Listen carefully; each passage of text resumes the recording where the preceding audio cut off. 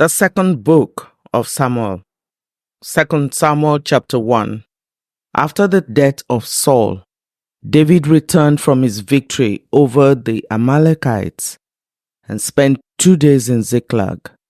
On the third day, a man arrived from Saul's army camp. He had torn his clothes and put dirt on his head to show that he was in mourning. He fell to the ground before David in deep respect. "Where have you come from?" David asked. "I escaped from the Israelite camp," the man replied. "What happened?" David demanded. "Tell me how the battle went." The man replied, "Our entire army fled from the battle. Many of the men are dead, and Saul and his son Jonathan are also dead." "How do you know Saul and Jonathan are dead?" David demanded of the young man. The man answered, "I happened to be on Mount Gilboa, and there was Saul leaning on his spear, with the enemy chariots and charioteers closing in on him. When he turned and saw me, he cried out for me to come to him. 'How can I help?' I asked him. He responded, 'Who are you?' 'I am an Amalekite,' I told him. Then he begged me, 'Come over here and put me out of my misery, for I am in terrible pain and want to die.' So I killed him," the Amalekite told David, "for I knew he couldn't live. Then I took his crown and his armband, and I've brought them here to you, my lord." David and his men tore their clothes in sorrow when they heard the news. They mourned and wept and fasted all day for Saul and his son Jonathan, and for the Lord's army and the nation of Israel, because they had died by the sword that day. Then David said to the young man who had brought the news, "Where are you from?" And he replied, "I am a foreigner, an Amalekite, who lives in your land. Why were you not afraid to kill the Lord's anointed one?" David asked. Then David said to one of his men, "Kill him." So the man thrust his sword into the Amalekite and killed him. "You have condemned yourself," David said, "for you yourself confessed that you killed the Lord's anointed one." Then David composed a funeral song for Saul and Jonathan, and he commanded that it be taught to the people of Judah.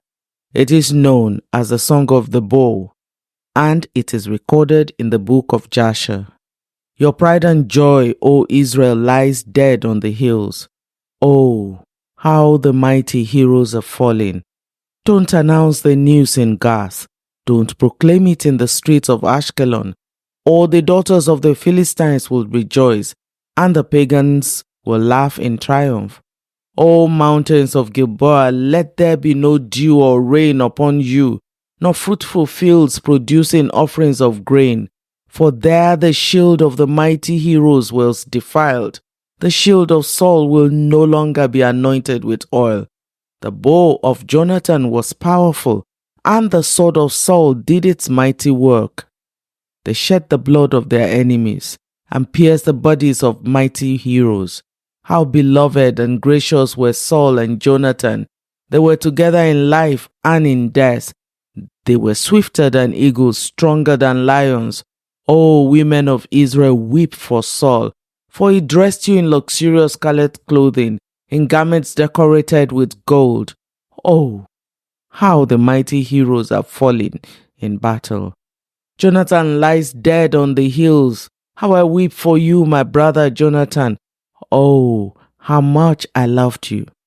And your love for me was deep, deeper than the love of women. Oh, how the mighty heroes are fallen. Stripped of their weapons, they lie dead. 2 Samuel chapter 2. After this, David asked the Lord, "Should I move back to one of the towns of Judah?" "Yes," the Lord replied. Then David asked, "Which town shall I go to?" "To Hebron," the Lord answered.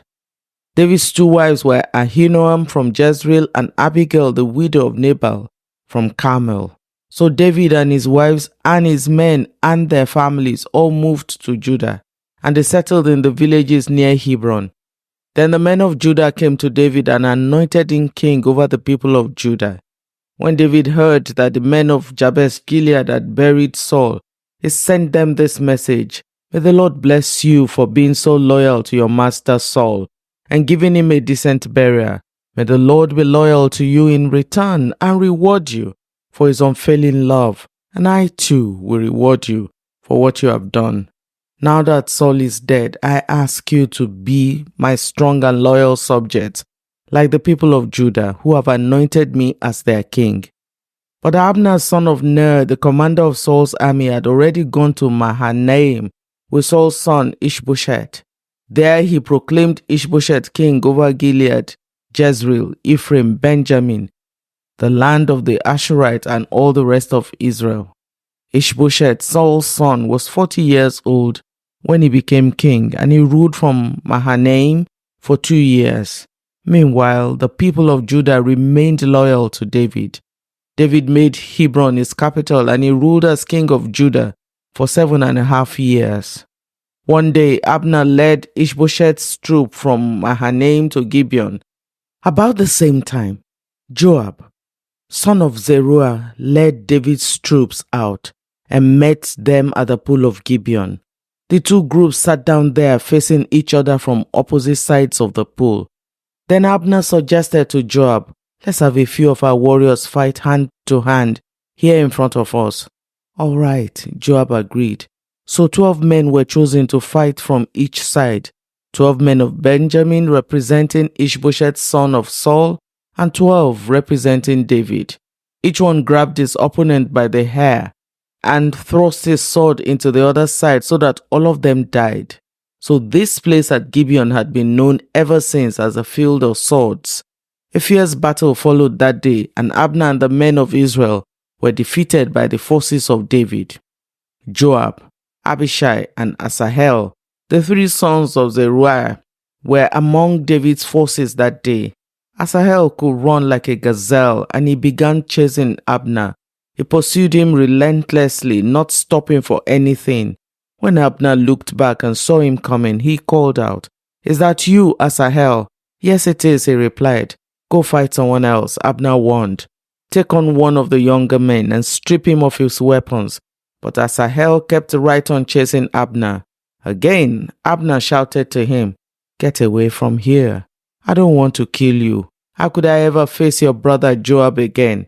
But Asahel refused to turn back. So Abner thrust the butt end of the spear through Asahel's stomach, and the spear came out through his back. He stumbled to the ground and died there, and everyone who came by that spot stopped and stood still when they saw Asahel lying there. When Joab and Abishai found out what had happened, they set out after Abner. The sun was just going down as they arrived at the hill of Ammah near Giah, along the road to the wilderness of Gibeon. Abner's troops from the tribe of Benjamin regrouped there at the top of the hill to take a stand. Abner shouted down to Joab, Must we always be killing each other? Don't you realize that bitterness is the only result? When will you call off your men from chasing their Israelite brothers? Then Joab said, God only knows what would have happened if he hadn't spoken, for we would have chased you all night if necessary. So Joab blew the ram's horn, and his men stopped chasing the troops of Israel. All that night, Abner and his men retreated through the Jordan Valley. They crossed the Jordan River, traveling all through the morning, and they didn't stop until they arrived at Mahanaim. Meanwhile, Joab and his men also returned home. When Joab counted his casualties, he discovered that only 19 men were missing in addition to Asahel, but 360 of Abner's men had been killed, all from the tribe of Benjamin. Joab and his men took Asahel's body to Bethlehem and buried him there in his father's tomb. Then they traveled all night and reached Hebron at daybreak. 2 Samuel chapter 3. That was the beginning of a long war between those who were loyal to Saul and those loyal to David. As time passed, David became stronger and stronger, while Saul's dynasty became weaker and weaker. These are the sons who were born to David in Hebron. The oldest was Amnon, whose mother was Ahinoam from Jezreel. The second was Daniel, whose mother was Abigail, the widow of Nabal from Carmel. The third was Absalom, whose mother was Maacah, the daughter of Talmai, king of Geshur. The fourth was Adonijah, whose mother was Agit. The fifth was Shephatiah, whose mother was Abitai. The sixth was Ithream, whose mother was Eglah, David's wife. These sons were all born to David in Hebron. As the war between the house of Saul and the house of David went on, Abner became a powerful leader among those loyal to Saul. One day, Ishbosheth, Saul's son, accused Abner of sleeping with one of his father's concubines, a woman named Rizpah, daughter of Aiah. Abner was furious. "Am I some Judean dog to be kicked around like this?" he shouted. "After all I've done for your father, Saul, and his family and friends by not handing you over to David? Is this my reward? That you find fault with me about this woman? May God strike me and even kill me if I don't do everything I can to help David get what the Lord has promised him. I'm going to take Saul's kingdom and give it to David. I would establish the throne of David over Israel as well as Judah, all the way from Dan in the north to Beersheba in the south." Ishbosheth didn't dare say another word because he was afraid of what Abner might do. Then Abner sent messengers to David saying, "Doesn't the entire land belong to you? Make a solemn pact with me and I will help turn over all of Israel to you." "All right," David replied, "but I will not negotiate with you unless you bring back my wife Michal, Saul's daughter, when you come." David then sent this message to Ishbosheth, Saul's son, "Give me back my wife Michal, for I bought her with the lives of 100 Philistines." So Ishbosheth took Michal away from her husband, Paltiah, son of Laish. Paltiah followed along behind her as far as Bahurim, weeping as he went. Then Abner told him, "Go back home." So Paltiah returned. Meanwhile, Abner had consulted with the elders of Israel. For some time now, he told them, "You have wanted to make David your king. Now is the time. For the Lord has said, I have chosen David to save my people Israel from the hands of the Philistines and from all their other enemies." Abner also spoke with the men of Benjamin. Then he went to Hebron to tell David all that the people of Israel and Benjamin had agreed to support him. When Abner and 20 of his men came to Hebron, David entertained them with a great feast. Then Abner said to David, "Let me go and call an assembly of all Israel to support my lord the king.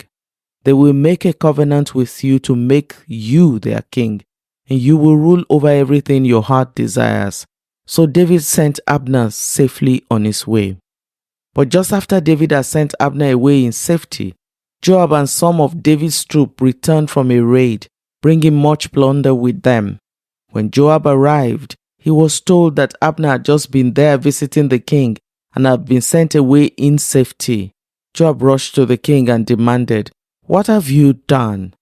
What do you mean by letting Abner get away? You know perfectly well that he came to spy on you and find out everything you are doing." Joab then left David and sent messengers to catch up with Abner, asking him to return. They found him at the well of Sirai and brought him back, though David knew nothing about it.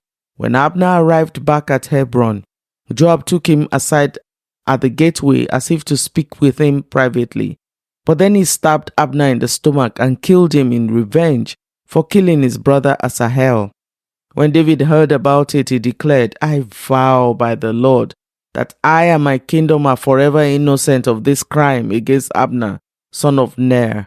Joab and his family are the guilty ones.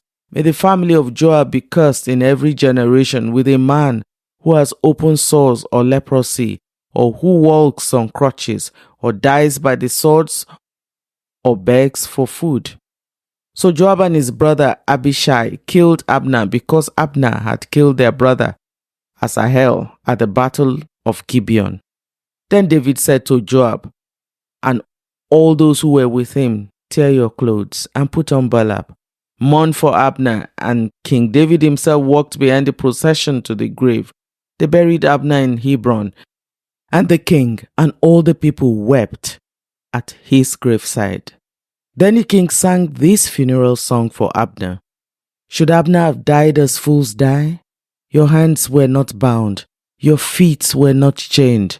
No, but you were murdered, the victim of a wicked plot. All the people wept again for Abner. David had refused to eat anything on the day of the funeral, and now everyone begged him to eat. But David had made a vow, saying, May God strike me and even kill me if I eat anything before sundown. This pleased the people very much. In fact, everything the king did pleased them. So everyone in Judah and all Israel understood that David was not responsible for Abner's murder. Then King David said to his officials, Don't you realize that a great commander has fallen today in Israel? And even though the anointed king, these two sons of Zeruiah, Joab and Abishai, are too strong for me to control. So may the Lord repay these evil men for their evil deeds. 2 Samuel chapter 4. When Ishbosheth, Saul's son, heard about Abner's death at Hebron, he lost all courage, and all Israel became paralyzed with fear. Now there were two brothers, Baanah and Rechab, who were captains of Ishbosheth's raiding parties. They were sons of Rimmon, a member of the tribe of Benjamin, who lived in Beeroth. The town of Beeroth is now part of Benjamin's territory, because the original people of Beeroth fled to Gittaim, where they still live as foreigners. Saul's son Jonathan had a son named Mephibosheth, who was crippled as a child. He was 5 years old when the report came from Jezreel that Saul and Jonathan had been killed in battle. When the child's nurse heard the news, she picked him up and fled. But as she hurried away, she dropped him, and he became crippled. One day, Rechab and Baanah, the sons of Rimmon from Beeroth, went to Ishbosheth's house around noon as he was taking his midday rest. The doorkeeper, who had been sifting wheat, became drowsy and fell asleep. So Rechab and Baanah slipped past her. They went into the house and found Ishbosheth sleeping on his bed. They struck and killed him and cut off his head. Then, taking his head with them, they fled across the Jordan Valley through the night. When they arrived at Hebron, they presented Ishbosheth's head to David. Look, they exclaimed to the king, here's the head of Ishbosheth, the son of your enemy Saul, who tried to kill you. Today, the Lord has given my lord the king revenge on Saul and his entire family. But David said to Rechab and Baanah, the Lord who saves me from all my enemies is my witness. Someone once told me, Saul is dead, thinking he was bringing me good news. But I seized him and killed him at Ziklag. That's the reward I gave him for his news. How much more should I reward evil men who have killed an innocent man in his own house and on his own bed? Shouldn't I hold you responsible for his blood and rid the earth of you? So David ordered his young men to kill them, and they did. They cut off their hands and feet and hung their bodies beside the pool in Hebron. Then they took Ishbosheth's head and buried it in Abner's tomb in Hebron. 2 Samuel chapter 5. Then all the tribes of Israel went to David at Hebron and told him, We're your own flesh and blood. In the past, when Saul was our king, you were the one who really led the forces of Israel. And the Lord told you, you will be shepherd of my people Israel. You will be Israel's leader. So there at Hebron, King David made a covenant before the Lord with all the elders of Israel, and they anointed him king of Israel. David was 30 years old when he began to reign, and he reigned 40 years in all. He had reigned over Judah from Hebron for 7 years and 6 months, and from Jerusalem he reigned over all Israel and Judah for 33 years. David then led his men to Jerusalem to fight against the Jebusites, the original inhabitants of the land who were living there. The Jebusites taunted David, saying, "You'll never get in here. Even the blind and lame could keep you out." For the Jebusites thought they were safe. But David captured the fortress of Zion, which is now called the City of David. On the day of the attack, David said to his troops, I hate those lame and blind Jebusites. Whoever attacks them should strike by going into the city through the water tunnel. That is the origin of the saying, the blind and lame may not enter the house. So David made the fortress his home, and he called it the City of David. He extended the city, starting at the supporting terraces and working inward. And David became more and more powerful, because the Lord God of heaven's armies was with him. Then King Hiram of Tyre sent messengers to David, along with cedar, timber, and carpenters and stonemasons, and they built David a palace. And David realized that the Lord had confirmed him as king over Israel and had blessed his kingdom for the sake of his people Israel. After moving from Hebron to Jerusalem, David married more concubines and wives, and they had more sons and daughters. These are the names of David's sons who were born in Jerusalem: Shammua, Shobab, Nathan, Solomon, Ibhar, Elishua, Nepheg, Japhiah, Elishama, Eliada, and Eliphelet. When the Philistines heard that David had been anointed king of Israel, they mobilized all their forces to capture him. But David was told they were coming, so he went into the stronghold. The Philistines arrived and spread out across the valley of Rephaim. So David asked the Lord, "Should I go out to fight the Philistines? Will you hand them over to me?" The Lord replied David, "Yes, go ahead. I will certainly hand them over to you." So David went to Baal Perazim and defeated the Philistines. "The Lord did it," David exclaimed. "He burst through my enemies like a raging flood." So he named that place Baal Perazim, which means the Lord who bursts through. The Philistines had abandoned their idols there, so David and his men confiscated them. After a while, the Philistines returned and again spread out across the valley of Rephaim. And again, David asked the Lord what to do. "Do not attack them straight on," the Lord replied. "Instead, circle around, behind, and attack them near the poplar trees. When you hear a sound like marching feet in the troops of the poplar trees, be on the alert. That will be the signal that the Lord is moving ahead of you to strike down the Philistine army." So David did what the Lord commanded, and he struck down the Philistines all the way from Gibeon to Gaza. 2 Samuel chapter 6. Then David again gathered all the elite troops in Israel, 30,000 in all. He led them to Baalah of Judah to bring back the ark of God, which bears the name of the Lord of heaven's armies, who is enthroned between the cherubim. They placed the ark of God on a new cart and brought it from Abinadab's house, which was on a hill. Uzzah and Ahio, Abinadab's sons, were guiding the cart that carried the ark of God. Ahio walked in front of the ark. David and all the people of Israel were celebrating before the Lord, singing songs and playing all kinds of musical instruments: lyres, harps, tambourines, castanets, and cymbals. But when they arrived at the threshing floor of Nacon, the oxen stumbled, and Uzzah reached out his hand and steadied the ark of God.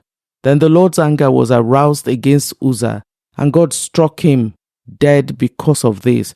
So Uzzah died right there beside the ark of God. David was angry because the Lord's anger had burst out against Uzzah. He named that place Perez Uzzah, which means to burst out against Uzzah, as it is called today. David was now afraid of the Lord, and he asked, "How can I ever bring the ark of the Lord back into my care?" So David decided not to move the ark of the Lord into the city of David. Instead, he took it to the house of Obed-Edom of Gath. The ark of the Lord remained there in Obed-Edom's house for 3 months, and the Lord blessed Obed-Edom and his entire household. Then King David was told, "The Lord has blessed Obed-Edom's household and everything he has because of the ark of God." So David went there and brought the ark of God from the house of Obed-Edom to the city of David with a great celebration. After the men who were carrying the ark of the Lord had gone 6 steps, David sacrificed a bull and a fattened calf. And David danced before the Lord with all his might, wearing a priestly garment. So David and all the people of Israel brought up the ark of the Lord with shouts of joy and blowing of ram's horns. But as the ark of the Lord entered the city of David, Michal, the daughter of Saul, looked down from her window. When she saw King David leaping and dancing before the Lord, she was filled with contempt for him. They brought the ark of the Lord and set it in its place inside the special tent David had prepared for it.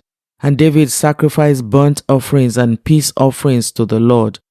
When he had finished the sacrifices, David blessed the people in the name of the Lord of heaven's armies. Then he gave to every Israelite man and woman in the crowd a loaf of bread, a cake of dates, and a cake of raisins.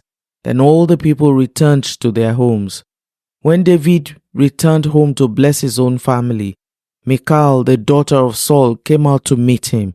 She said in disgust, "How distinguished the king of Israel looked today, shamelessly exposing himself to the servants' girls like any vulgar person might do." David retorted to Michal, "I was dancing before the Lord who chose me above your father and all his family.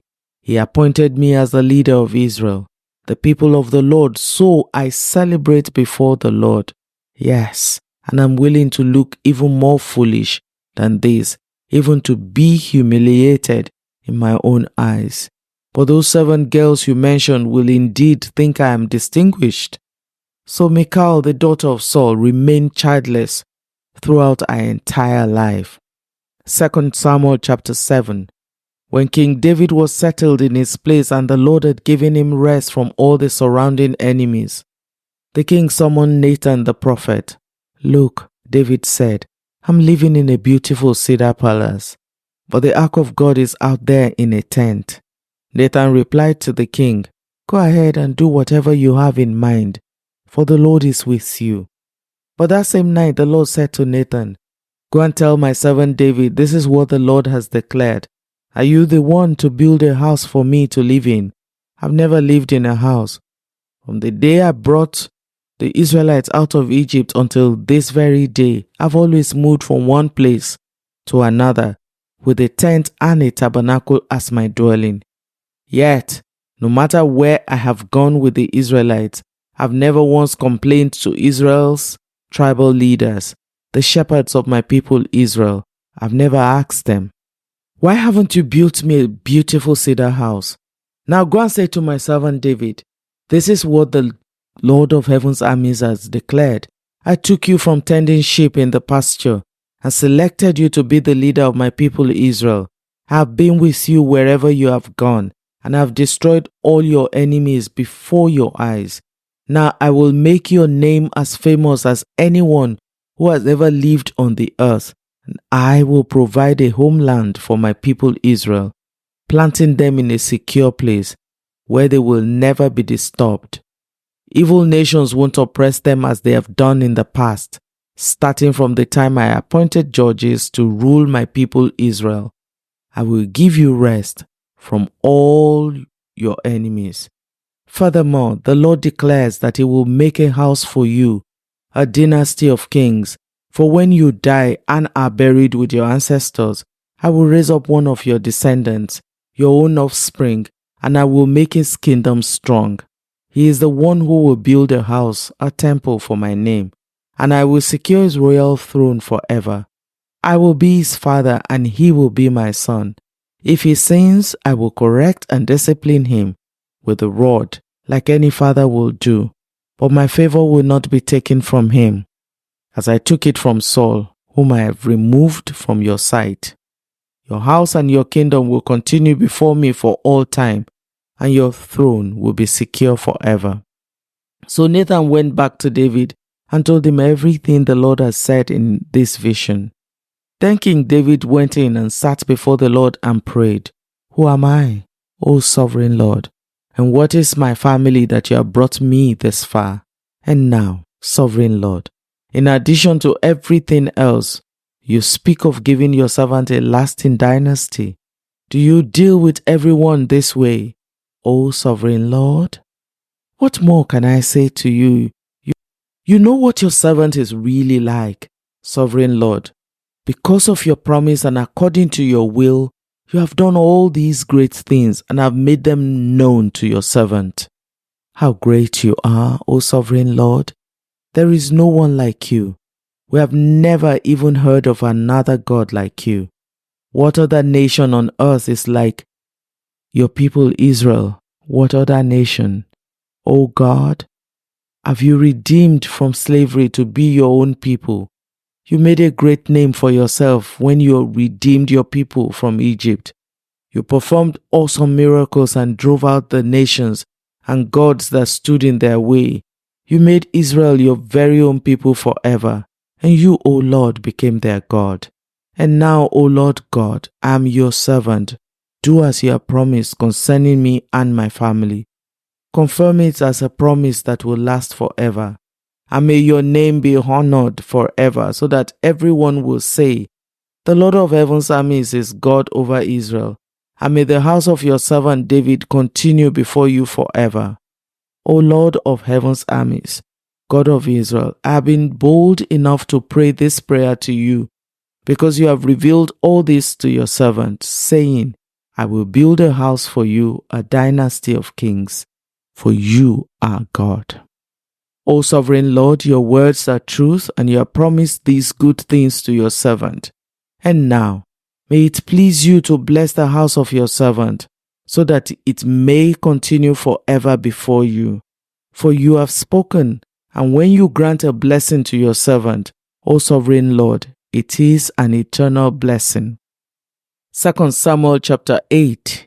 After this, David defeated and subdued the Philistines by conquering Gath, their largest town. David also conquered the land of Moab. He made the people lie down on the ground in a row, and he measured them off in groups with a length of rope. He measured off 2 groups to be executed for every one group to be spared. The Moabites who were spared became David's subjects and paid him tribute money. David also destroyed the forces of Hadadezer, son of Rehob, king of Zobah, when Hadadezer marched out to strengthen his control along the Euphrates River. David captured 1,000 chariots, 7,000 charioteers, and 20,000 foot soldiers. He crippled all the chariot horses except enough for 100 chariots. When Arameans from Damascus arrived to help King Hadadezer, David killed 22,000 of them. Then he placed several army garrisons in Damascus, the Aramean capital, and the Arameans became David's subjects and paid him tribute money.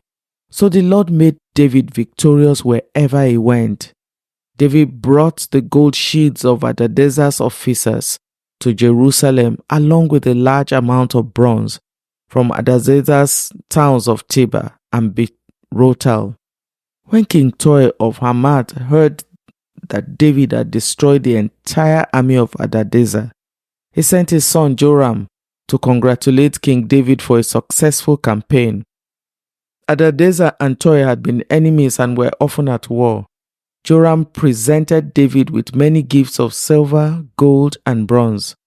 King David dedicated all these gifts to the Lord, as he did with the silver and gold from the other nations he had defeated, from Edom, Moab, Ammon, Philistia, and Amalek, and from Hadadezer, son of Rehob, king of Zobah. So David became even more famous when he returned from destroying 18,000 Edomites in the Valley of Salt.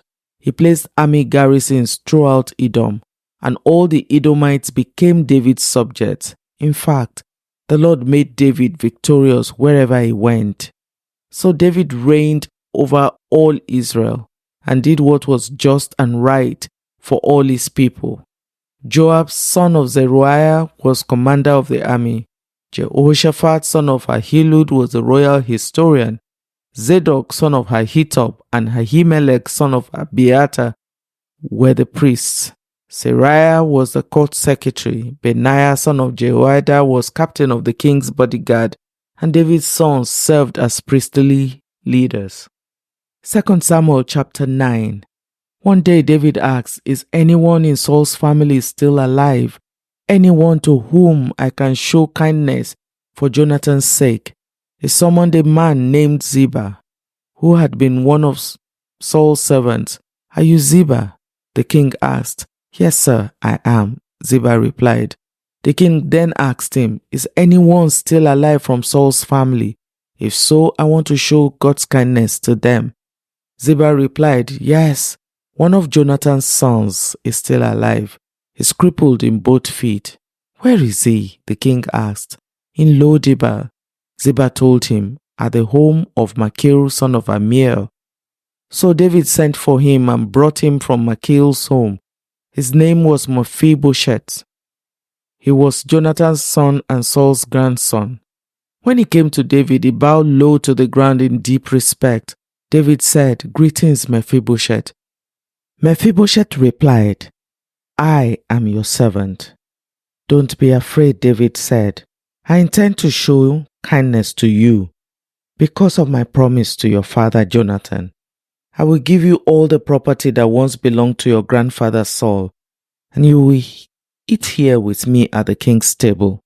Mephibosheth bowed respectfully and exclaimed, "Who is your servant that you show such kindness to a dead dog like me?"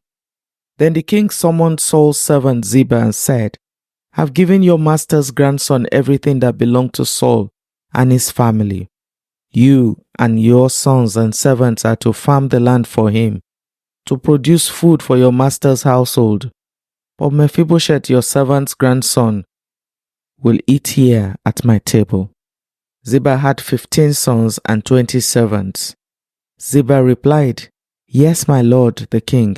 I'm your servant and I will do all that you have commanded." And from that time on, Mephibosheth ate regularly at David's table, like one of the king's own sons. Mephibosheth had a young son named Micah. From then on, all the members of Ziba's household were Mephibosheth's servants, and Mephibosheth, who was crippled in both feet, lived in Jerusalem and ate regularly at the king's table.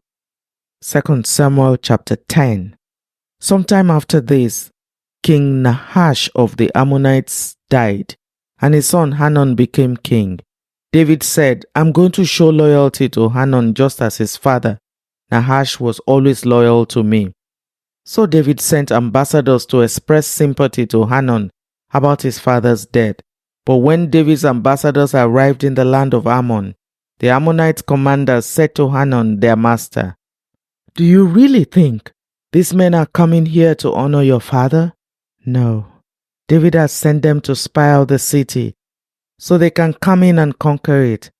So Hanun seized David's ambassadors and shaved off half of each man's beards, cut off their robes at the buttocks, and sent them back to David in shame. When David heard what had happened, he sent messengers to tell the men, "Stay at Jericho until your beards grow out, and then come back," for they felt deep shame because of their appearance. When the people of Ammon realized how seriously they had angered David, they sent and hired 20,000 Aramean foot soldiers from the lands of Beth Rehob and Zobah, 1,000 from the king of Maacah, and 12,000 from the land of Tob. When David heard about this, he sent Joab and all his warriors to fight them. The Ammonite troops came out and drew up their battle lines at the entrance of the city gate, while the Arameans from Zobah and Rehob and the men from Tob and Maacah positioned themselves to fight in the open fields.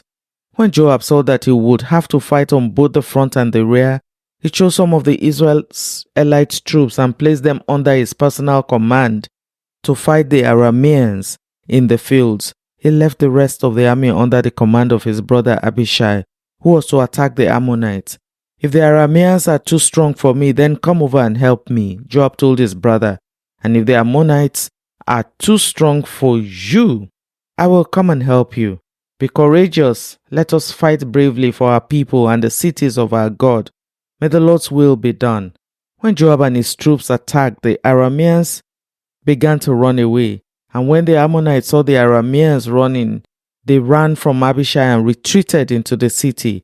After the battle was over, Joab returned to Jerusalem. The Arameans now realized that they were no match for Israel. So when they regrouped, they were joined by additional Aramean troops summoned by Adad from the other side of the Euphrates River. These troops arrived at Helam under the command of Shobak, the commander of Adadezer's forces. When David heard what was happening, he mobilized all Israel, crossed the Jordan River, and led the army to Helam. The Arameans positioned themselves in battle formation and fought against David. But again the Arameans fled from the Israelites. This time David's forces killed 700 charioteers and 40,000 foot soldiers, including Shobak, the commander of their army. When all the kings allied with Hadadezer saw that they had been defeated by Israel, they surrendered to Israel and became their subjects. After that, the Arameans were afraid to help the Ammonites. 2 Samuel chapter 11. In the spring of the year, when kings normally go out to war, David sent Joab and the Israelite army to fight the Ammonites. They destroyed the Ammonite army and laid siege to the city of Rabbah. However, David stayed behind in Jerusalem. Late one afternoon, after his midday rest, David got out of bed and was walking on the roof of the palace. And he looked over the city. He noticed a woman of unusual beauty taking a bath. He sent someone to find out who she was, and he was told, she is Bathsheba, the daughter of Eliam, and the wife of Uriah the Hittite. Then David sent messengers to get her, and when she came to the palace, he slept with her. She had just completed the purification rite after having a menstrual period. Then she returned home. Later, when Bathsheba discovered that she was pregnant, she sent David a message saying, I am pregnant. Then David sent word to Joab, send me Uriah the Hittite. So Joab sent him to David. When Uriah arrived, David asked him how Joab and the army were getting along and how the war was progressing. Then he told Uriah, go on home and relax. David even sent a gift to Uriah after he had left the palace. But Uriah didn't go home. He slept that night at the palace entrance with the king's palace guards. When David heard that Uriah had not gone home, he summoned him and asked, what is the matter? Why didn't you go home last night after being away for so long? Uriah replied, the ark and the armies of Israel and Judah are living in tents, and Joab and my master's men are camping in the open fields. How could I go home to wine and dine and sleep with my wife? I swear that I would never do such a thing. Well, stay here today, David told him, and tomorrow you may return to the army. So Uriah stayed in Jerusalem that day and the next. Then David invited him to dinner and got him drunk. But even then, he couldn't get Uriah to go home to his wife. Again, he slept at the palace entrance with the king's palace guard. So the next morning, David wrote a letter to Joab and gave it to Uriah to deliver. The letter instructed Joab, station Uriah on the front lines, where the battle is fiercest. Then pull back so that he will be killed. So Joab assigned Uriah to a spot close to the city wall, where he knew the enemy's strongest men were fighting. And when the enemy soldiers came out of the city to fight, Uriah the Hittite was killed along with several other Israelite soldiers. Then Joab sent a battle report to David. He told his messenger, report all the news of the battle to the king. But he might get angry and ask, why did the troops go so close to the city? Didn't they know there would be shooting from the walls? Wasn't Abimelech, son of Gideon, killed at Thebes by a woman who threw a millstone down on him from the wall? Why would you get so close to the wall? Then tell him, Uriah the Hittite was killed too. So the messenger went to Jerusalem and gave a complete report to David. The enemy came out against us in the open fields, he said, and as we chased them back to the city gate, the archers on the wall shot arrows at us. Some of the king's men were killed, including Uriah the Hittite. Well, tell Joab not to be discouraged, David said. The sword devotes this one today and that one tomorrow. Fight harder next time and conquer the city. When Uriah's wife heard that her husband was dead, she mourned for him. When the period of her mourning was over, David sent for her and brought her to the palace, and she became one of his wives. Then she gave birth to a son, but the Lord was displeased with what David had done. 2 Samuel chapter 12. The Lord sent Nathan the prophet to tell David this story. There were two men in a certain town. One was rich and one was poor. The rich man owned a great many sheep and cattle. The poor man owned nothing but one little lamb he had bought. He raised that little lamb and it grew up with his children. It ate from the man's own plate and drank from his cup. He cuddled it in his arms like a baby daughter. One day, a guest arrived at the home of the rich man, but instead of killing an animal from his own flock or herd, he took the poor man's lamb and killed it and prepared it for his guest. David was furious. As surely as the Lord lives, he vowed, any man who would do such a thing deserves to die. He must repay 4 lambs to the poor man for the one he stole and for having no pity. Then Nathan said to David, that man. The Lord, the God of Israel, says, I anointed you king of Israel and saved you from the power of Saul. I gave you your master's house and his wives and the kingdoms of Israel and Judah. And if that had not been enough, I would have given you much more. Why then have you despised the word of the Lord and done this horrible deed? For you have murdered Uriah the Hittite with the sword of the Ammonites and stolen his wife. From this time on, your family will live by the sword, because you have despised me by taking Uriah's wife to be your own. This is what the Lord says. Because of what you have done, I will cause your own household to rebel against you. I will give your wives to another man before your very eyes, and he will go to bed with them in public view. You did it secretly, but I will make this happen to you openly in the sight of all Israel. Then David confessed to Nathan, I have sinned against the Lord.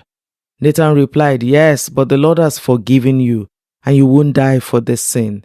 Nevertheless, because you have shown utter contempt for the word of the Lord, by doing this, your child will die. After Nathan returned to his home, the Lord sent a deadly illness to the child of David and Uriah's wife. David begged God to spare the child. He went without food and lay all night on the bare ground. The elders of his household pleaded with him to get up and eat with them, but he refused. Then on the 7th day the child died. David's advisers were afraid to tell him. He won't listen to reason while the child was ill, they said. What drastic thing will he do when we tell him the child is dead? When David saw them whispering, he realized what had happened. Is the child dead? He asked. Yes, they replied, he is dead. Then David got up from the ground, washed himself and put on lotions, changed his clothes. He went to the tabernacle and worshipped the Lord. After that, he returned to the palace and was served food and ate. His advisers were amazed. We don't understand you, they told him. While the child was still living, you wept and refused to eat. But now that the child is dead, you have stopped your mourning and are eating again. David replied, I fasted and wept while the child was alive. For I said, perhaps the Lord will be gracious to me and let the child live. But why should I fast once he is dead? Can I bring him back again? I will go to him one day, but he cannot return to me. Then David comforted Bathsheba, his wife, and slept with her. She became pregnant and gave birth to a son, and David named him Solomon. The Lord loved the child and sent word through Nathan the prophet that they should name him Jedediah, which means beloved of the Lord, as the Lord had commanded. Meanwhile, Joab was fighting against Rabbah, the capital of Ammon, and he captured the royal fortifications. Joab sent messengers to tell David, I fought against Rabbah and captured its water supply. Now bring the rest of the army and capture the city. Otherwise, I will capture it and get credit for the victory." So David gathered the rest of the army and went to Rabbah, and he fought against it and captured it. David removed the crown from the king's head, and it was placed on his own head. The crown was made of gold and set with gems, and it weighed 75 pounds. David took a vast amount of plunder from the city. He also made slaves of the people of Rabbah and forced them to labor with saws, iron picks, and iron axes, and to work in the brick kilns. That is how he dealt with the people of all the Ammonite towns. Then David and all the army returned to Jerusalem. 2 Samuel chapter 13. Now David's son Absalom had a beautiful sister named Tamar, and Ammon, her half-brother, fell desperately in love with her. Ammon became so obsessed with Tamar that he became ill. She was a virgin, and Ammon thought he could never have her. But Ammon had a very crafty friend, his cousin Jonadab. He was the son of David's brother Shimei. One day, Jonadab said to Ammon, "What's the trouble? Why should the son of a king look so dejected morning after morning?" So Ammon told him, "I'm in love with Tamar, my brother, Absalom's sister." "Well," Jonadab said, "I'll tell you what to do. Go back to bed and pretend that you're ill. When your father comes to see you, ask him to let Tamar come and prepare some food for you. Tell him you'll feel better if she prepares it as you watch and feeds you with her own hands." So Ammon lay down and pretended to be sick. And when the king came to see him, Ammon asked him, "Please let my sister Tamar come and cook my favorite dish as I watch. Then I can eat it from her own hands." So David agreed and sent Tamar to Ammon's house to prepare some food for him. When Tamar arrived at Ammon's house, she went to the place where he was lying down so he could watch her make some dough. Then she baked his favorite dish for him. But when she set the serving tray before him, he refused to eat. "Everyone get out of here," Ammon told his servants. So they all left. Then he said to Tamar, "Now bring the food into my bedroom and feed it to me here." So Tamar took his favorite dish to him, but as she was feeding him, he grabbed her and demanded, "Come to bed with me, my darling sister." "No, my brother," she cried. "Don't be foolish. Don't do this to me. Such wicked things aren't done in Israel. Where could I go in my shame? And you would be called one of the greatest fools in Israel. Please, just speak to the king about it, and he will let you marry me." But Ammon wouldn't listen to her, and since he was stronger than she was, he raped her. Then suddenly, Ammon's love turned to hate, and he hated her even more than he had loved her. "Get out of here," he snarled at her. "No," Tamar cried. "Sending me away now is worse than what you have already done to me." But Amnon would not listen to her. He shouted for his servant and demanded, "Throw this woman out and lock the door behind her." So the servant put her out and locked the door behind her. She was wearing a long, beautiful robe, as was the custom in those days for the king's virgin daughters. But now Tamar tore her robe and put ashes on her head, and then with her face in her hands, she went away crying. Her brother Absalom saw her and asked, "Is it true that Amnon had been with you?" "Well, my sister, keep quiet for now. Since he's your brother, don't you worry about it." So Tamar lived as a desolate woman in her brother Absalom's house. When King David heard what had happened, he was very angry. And though Absalom never spoke to Amnon about this, he hated Amnon deeply because of what he had done to his sister. 2 years later, when Absalom's sheep were being sheared at Baal Hazor near Ephraim, Absalom invited all the king's sons to come to a feast. He went to the king and said, "My sheep shearers are now at work. Will the king and his servants please come to celebrate the occasion with me?" The king replied, "No, my son. If we all came, we will be too much of a burden on you." Absalom pressed him, but the king will not come, though he gave Absalom his blessing. Well then, Absalom said, "If you can't come, how about sending my brother Amnon with us? Why Amnon? The king asked. But Absalom kept on pressing the king until he finally agreed to let all his sons attend, including Amnon. So Absalom prepared a feast fit for a king. Absalom told his men, "Wait until Amnon gets drunk. Then at my signal, kill him. Don't be afraid. I'm the one who has given the command. Take courage and do it." So at Absalom's signal, they murdered Amnon. Then the other sons of the king jumped on their mules and fled. As they were on their way back to Jerusalem, this report reached David. "Absalom has killed all the king's sons. Not one is left alive." The king got up, tore his robe, and threw himself on the ground. His advisers also tore their clothes in horror and sorrow.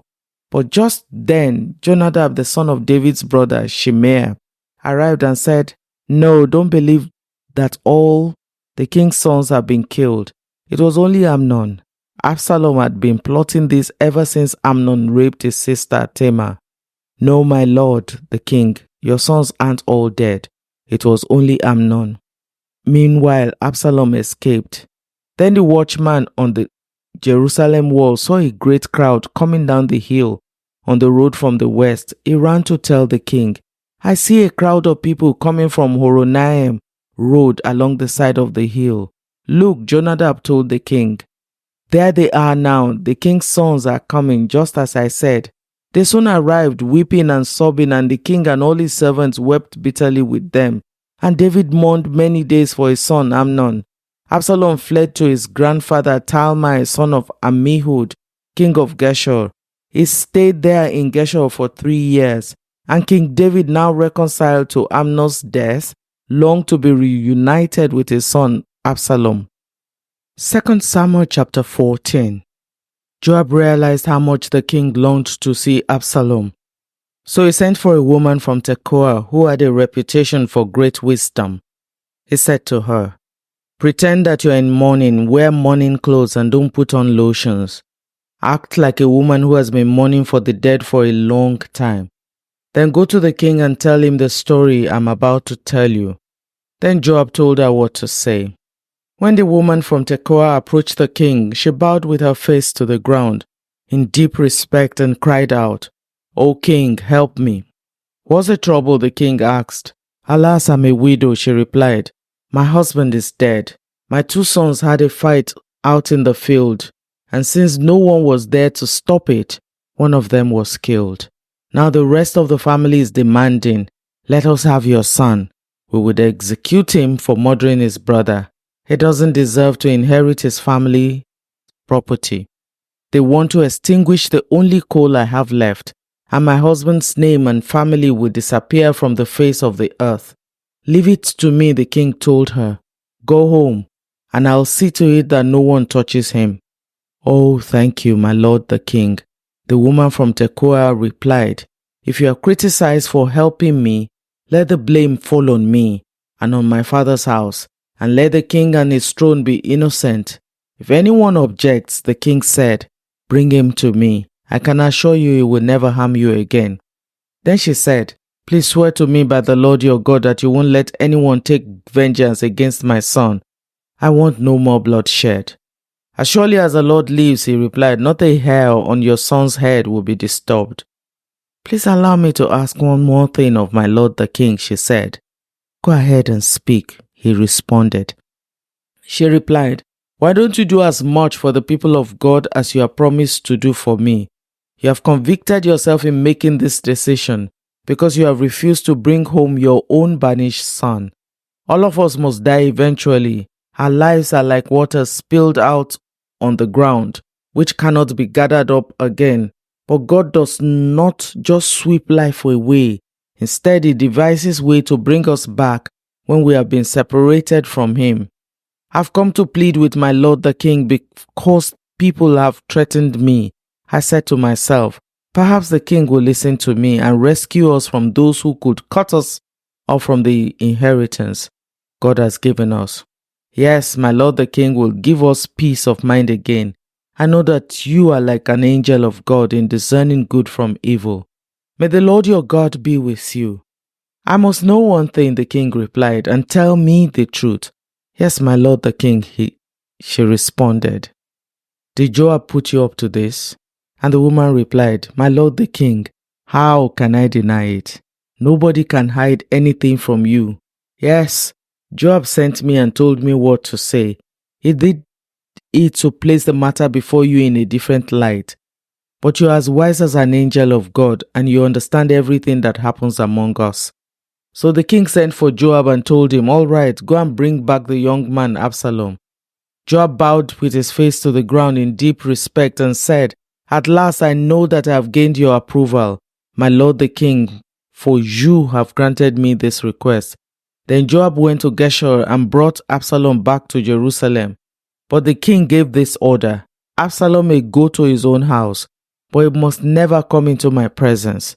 So Absalom did not see the king. Now Absalom was praised as the most handsome man in all Israel. He was flawless from head to foot. He cut his hair only once a year, and then only because it was too heavy. When he weighed it out, it came to 5 pounds. He had 3 sons and 1 daughter. His daughter's name was Tamar, and she was very beautiful. Absalom lived in Jerusalem for 2 years, but he never got to see the king. Then Absalom sent for Joab to ask him to intercede for him, but Joab refused to come. Absalom sent for him a second time, but again Joab refused to come. So Absalom said to his servant, "Go and set fire to Joab's valley field, the field next to mine." So they set his field on fire, as Absalom had commanded. Then Joab came to Absalom at his house and demanded, "Why did your servant set my field on fire?" And Absalom replied, "Because I wanted you to ask the king why he brought me back from Geshur if he didn't intend to see me. I might as well have stayed there. Let me see the king. If he finds me guilty of anything, then let him kill me." So Joab told the king what Absalom had said. Then at last David summoned Absalom, who came and bowed low before the king, and the king kissed him. 2 Samuel chapter 15. After this, Absalom bought chariot and horses, and he hired 50 bodyguards to run ahead of him. He got up early every morning and went out to the gate of the city. When people brought a case to the king for judgment, Absalom would ask where in Israel they were from, and they would tell him their tribe. Then Absalom would say, "You've really got a strong case here. It's too bad the king doesn't have anyone to hear it. I wish I were the judge. Then everyone could bring their cases to me for judgment, and I would give them justice." When people tried to bow before him, Absalom wouldn't let them. Instead, he took them by the hand and kissed them. Absalom did this with everyone who came to the king for judgment, and so he stole the hearts of all the people of Israel. After 4 years, Absalom said to the king, "Let me go to Hebron to offer a sacrifice to the Lord and fulfill a vow I made to him. For while your servant was at Geshur in Aram, I promised to sacrifice to the Lord in Hebron if you would bring me back to Jerusalem." "All right," the king told him, "go and fulfill your vow." So Absalom went to Hebron, but while he was there, he sent secret messengers to all the tribes of Israel to stir up a rebellion against the king. "As soon as you hear the ram's horn," his message read, "you are to say, 'Absalom has been crowned king in Hebron.'" He took 200 men from Jerusalem with him as guests, but they knew nothing of his intentions. While Absalom was offering the sacrifices, he sent for Ahithophel, one of David's counselors who lived in Giloh. Soon many others also joined Absalom, and the conspiracy gained momentum. A messenger soon arrived in Jerusalem to tell David, "All Israel has joined Absalom in a conspiracy against you." "Then we must flee at once, or it will be too late," David urged his men. "Hurry! If we get out of the city before Absalom arrives, both we and the city of Jerusalem will be spared from disaster." "Well, with you," his advisers replied. "Do what you think is best." So the king and all his household set out at once. He left no one behind except 10 of his concubines to look after the palace. The king and all his people set out on foot, pausing at the last house to let all the king's men move past to lead the way. There were 600 men from Gath who had come with David, along with the king's bodyguard. Then the king turned and said to Ittai, a leader of the men from Gath, "Why are you coming with us? Go back to King Absalom, for you are a guest in Israel, a foreigner in exile. You arrived only recently, and should I force you today to wander with us? I don't even know where we will go.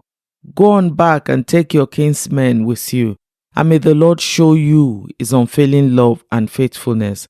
But Ittai said to the king, "I vow by the Lord and by your own life that I will go wherever my lord the king goes, no matter what happens, whether it means life or death." David replied, "All right, come with us." So Ittai and all his men and their families went along. Everyone cried loudly as the king and his followers passed by. They crossed the Kidron Valley and then went out toward the wilderness. Zadok and all the Levites also came along, carrying the ark of the covenant of God.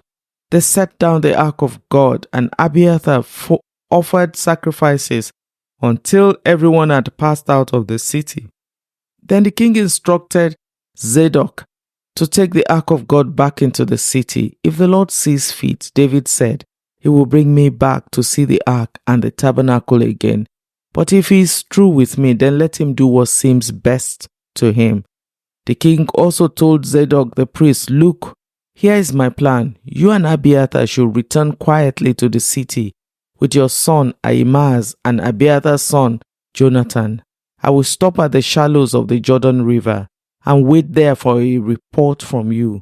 So Zadok and Abiathar took the ark of God back to the city and stayed there. David walked up the road to the Mount of Olives, weeping as he went. His head was covered and his feet were bare as a sign of mourning. And the people who were with him covered their heads and wept as they climbed the hill.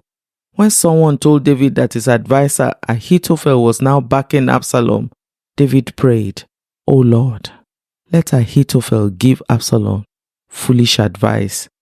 When David reached the summit of the Mount of Olives where people worshipped God, Hushai the Archite was waiting there for him. Hushai had torn his clothing and put dirt on his head as a sign of mourning. But David told him, "If you go with me, you would only be a burden. Return to Jerusalem and tell Absalom, I will now be your advisor, O king, just as I was your father's advisor in the past. Then you can frustrate and counter Ahithophel's advice. Zadok and Abiathar the priest will be there. Tell them about the plans being made in the king's palace, and they will send their sons Ahimaaz and Jonathan to tell me what is going on." So David's friends Hushai returned to Jerusalem, getting there just as Absalom arrived. 2 Samuel chapter 16. When David had gone a little beyond the summit of the Mount of Olives, Ziba the servant of Mephibosheth was waiting there for him. He had 2 donkeys loaded with 200 loaves of bread, 100 clusters of raisins, 100 bunches of summer fruit, and a wineskin full of wine.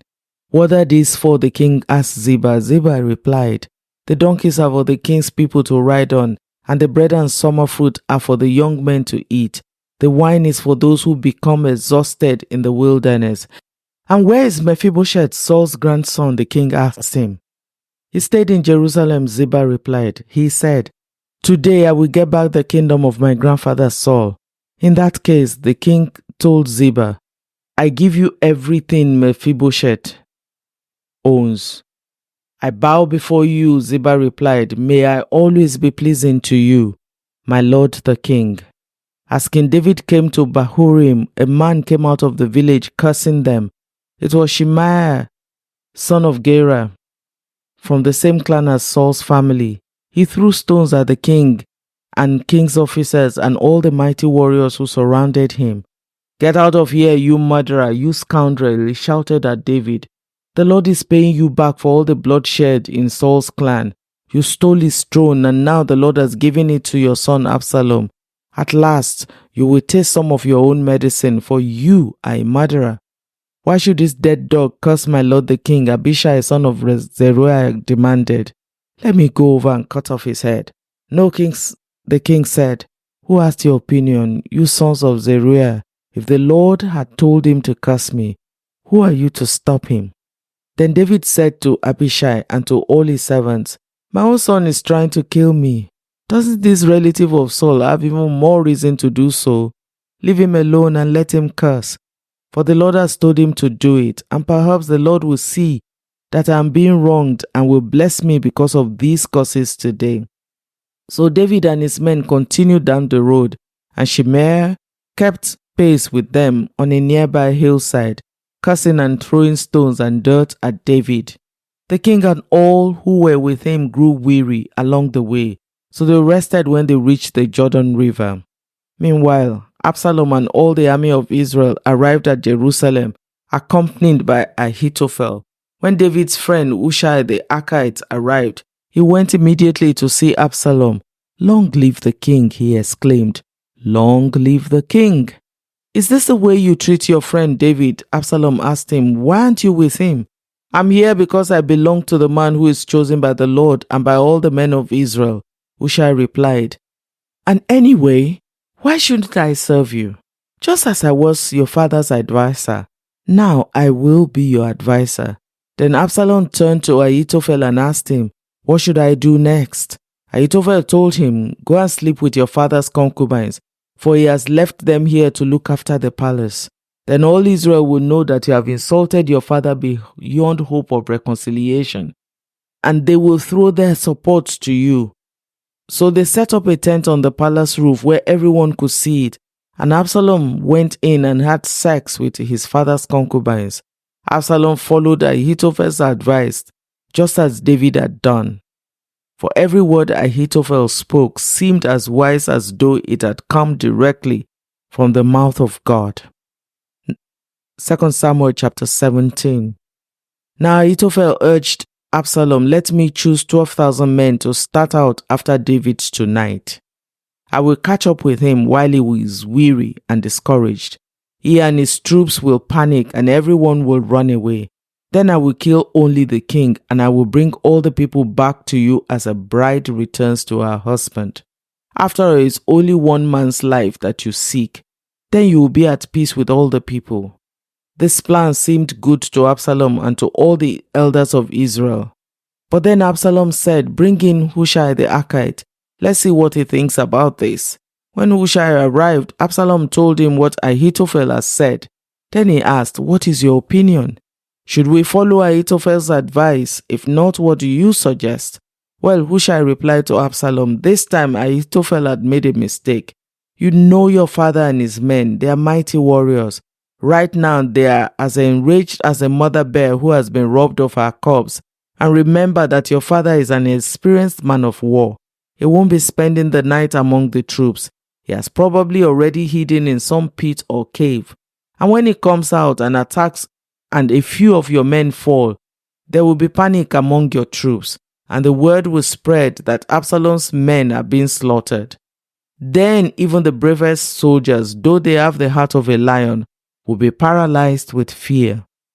For all Israel knows what a mighty warrior your father is, and how courageous his men are.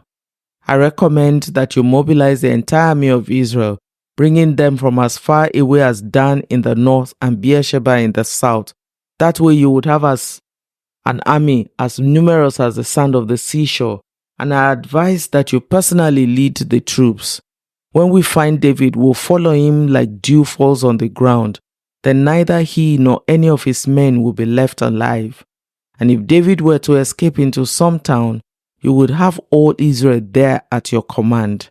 Then we can take ropes and drag the walls of the town into the nearest valley until every stone is torn down." Then Absalom and all the men of Israel said, "Hushai's advice is better than Ahithophel's, for the Lord had determined to defeat the counsel of Ahithophel, which really was the better plan, so that he could bring disaster on Absalom." Hushai told Zadok and Abiathar the priests what Ahithophel had said to Absalom and the elders of Israel, and what he himself had advised instead. "Quick," he told them, "find David and urge him not to stay at the shallows of the Jordan River tonight. He must go across at once into the wilderness beyond, otherwise he would die and his entire army with him." Jonathan and Ahimaaz had been staying at En Rogel so as not to be seen entering and leaving the city. Arrangements had been made for a servant girl to bring them the message they were to take to King David. But the boy spotted them at En Rogel, and he told Absalom about it. So they quickly escaped to Bahurim, where a man hid them inside a well in his courtyard. The man's wife put a cloth over the top of the well and scattered grain on it to dry in the sun, so no one suspected they were there. When Absalom's men arrived, they asked her, "Have you seen Ahimaaz and Jonathan?" The woman replied, "They were here, but they crossed over the brook." Absalom's men looked for them without success and returned to Jerusalem. Then the two men crawled out of the well and hurried on to King David. "Quick," they told him, "cross the Jordan tonight." And they told him how Ahithophel had advised that he be captured and killed. So David and all the people with him went across the Jordan River during the night, and they were all on the other bank before dawn. When Ahithophel realized that his advice had not been followed, he saddled his donkey, went to his hometown, set his affairs in order, and hanged himself. He died there and was buried in the family tomb. David soon arrived at Mahanaim. By now, Absalom had mobilized the entire army of Israel and was leading his troops across the Jordan River. Absalom had appointed Amasa as commander of his army, replacing Joab, who had been commander under David. Amasa was Joab's cousin. His father was Jether, an Ishmaelite. His mother, Abigail, daughter of Nahash, was the sister of Joab's mother, Zeruiah. Absalom and the Israelite army set up camp in the land of Gilead. When David arrived at Mahanaim, he was warmly greeted by Shobi, son of Nahash, who came from Rabbah of the Ammonites, and by Machir, son of Amiel from Lodebar, and by Barzillai of Gilead from Rogelim. They brought sleeping mats, cooking pots, serving bowls, wheat and barley, flour and roasted grains, beans, lentils, honey, butter, sheep, goats, and cheese for David and those who were with him. For they said, "You must all be very hungry and tired and thirsty after your long march through the wilderness." 2 Samuel chapter 18. Now David mustered the men who were with him and appointed generals and captains to lead them. He sent the troops out in 3 groups, placing one group under Joab, one under Joab's brother Abishai, son of Zeruiah, and one under Ittai, the man from Gath. The king told his troops, "I'm going out with you." But his men objected strongly. "You must not go," they urged. "If we have to turn and run, and even if half of us die, it will make no difference to Absalom's troops. They will be looking only for you. You are worth 10,000 of us, and it is better that you stay here in the town and send help if we need it." "If you think that that's the best plan, I will do it," the king answered. So he stood alongside the gate of the town as all the troops marched out in groups of hundreds and of thousands. And the king gave this command to Joab, Abishai, and Ittai, "For my sake, deal gently with young Absalom." And all the troops heard the king give this order to his commanders. So the battle began in the forest of Ephraim, and the Israelite troops were beaten back by David's men. There was a great slaughter that day, and 20,000 men laid down their lives. The battle raged all across the countryside, and more men died because of the forest than were killed by the sword. During the battle, Absalom happened to come upon some of David's men. He tried to escape on his mule, but as he rode beneath the thick branches of a great tree, his hair got caught in the tree. His mule kept going and left him dangling in there. One of David's men saw what had happened and told Joab, "I saw Absalom dangling from a great tree." "What?" Joab demanded. "You saw him there and didn't kill him? I would have rewarded you with 10 pieces of silver and a hero's belt. I would not kill the king's son for even 1,000 pieces of silver." The man replied to Joab, "We all heard the king say to you and Abishai and Ittai, 'For my sake, please spare young Absalom.' And if I had betrayed the king by killing his son, and the king will certainly find out who did it, you yourself will be the first to abandon me." "Enough of this nonsense," Joab said. Then he took 3 daggers and plunged them into Absalom's heart as it dangled, still alive, in the great tree. 10 of Joab's young armor-bearers then surrounded Absalom and killed him. Then Joab blew the ram's horn, and his men returned from chasing the army of Israel. They threw Absalom's body into a deep pit in the forest and piled a great heap of stones over it, and all Israel fled to their homes. During his lifetime, Absalom had built a monument to himself in the king's valley, for he said, I have no son to carry out my name. He named the monument after himself, and it is known as Absalom's monument to this day. Then Zadok's son Ahimaaz said, let me run to the king with the good news that the Lord has rescued him from his enemies. No, Joab told him, it wouldn't be good news to the king that his son is dead. You can be my messenger another time, but not today. Then Joab said to a man from Ethiopia, go tell the king what you have seen. The man bowed and ran off. But Ahimaaz continued to plead with Joab, whatever happens, please let me go too. Why should you go, my son? Joab replied. There will be no reward for your news. Yes, but let me go anyway, he begged. Joab finally said, all right, go ahead. So Ahimaaz took the less demanding route by way of the plain and ran to Mahanaim ahead of the Ethiopian. While David was sitting between the inner and outer gates of the town, the watchman climbed to the roof of the gateway by the wall. As he looked, he saw a lone man running toward them. He shouted the news down to David, and the king replied, if he is alone, he has news. As the messenger came closer, the watchman saw another man running toward them. He shouted down, here comes another one. The king replied, he also will have news. The first man runs like Ahimaaz, son of Zadok. The watchman said, he is a good man and comes with good news. The king replied. Then Ahimaaz cried out to the king, everything is all right. He bowed before the king with his face to the ground and said, praise to the Lord your God who has handed over the rebels who dared to stand against my lord the king. What about young Absalom? The king demanded. Is he all right? Ahimaaz replied, when Joab told me to come, there was a lot of commotion, but I didn't know what was happening. Wait here, the king told him. So Ahimaaz steps aside. Then a man from Ethiopia arrived and said, I have good news for my lord the king. Today the Lord has rescued you from all those who rebelled against you.